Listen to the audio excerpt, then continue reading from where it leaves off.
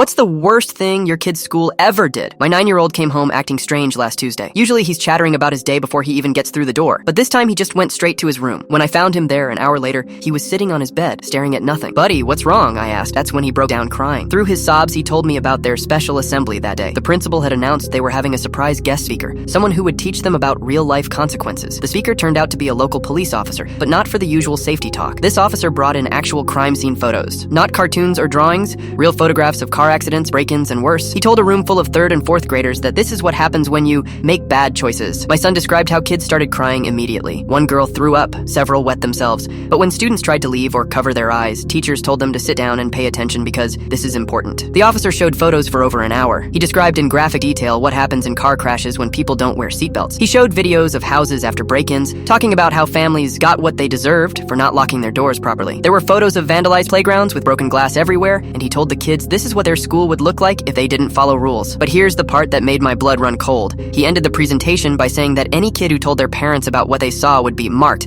and that police would be watching their families extra closely. He said he had a special list of troublemaker families, and that kids who couldn't keep secrets would get their parents in trouble. My son was terrified. He thought if he told me, we'd get arrested. It was only when I promised him over and over that telling the truth never gets good people in trouble that he finally opened up completely. I immediately called other parents. 12 families confirmed identical stories. Some kids hadn't slept since. One mother said her daughter was having panic attacks every time she saw a police car on TV. Another kid started hoarding food under his bed because the officer had shown pictures of empty refrigerators and said that's what happens to families who don't obey rules. The teachers had apparently been told this was a pre-approved district initiative and that they should support it fully. Several later admitted they felt uncomfortable, but were afraid to speak up because the principal had made it clear that questioning her programs could affect their job security. The next morning, I didn't just call the school, I called the police department first. Turns out no officer was scheduled to speak at any school that day. The department had no record of anyone being sent there. Even more concerning, they told me that showing graphic crime scene photos to children would never be part of any legitimate police educational program. When I confronted the principal, she got defensive. She claimed it was an approved educational program and that parents had been notified in advance. I asked to see the notification. She couldn't produce one. I asked for the officer's name and badge number. She suddenly couldn't remember. Her story kept changing. First she said it was a district initiative, then a state program,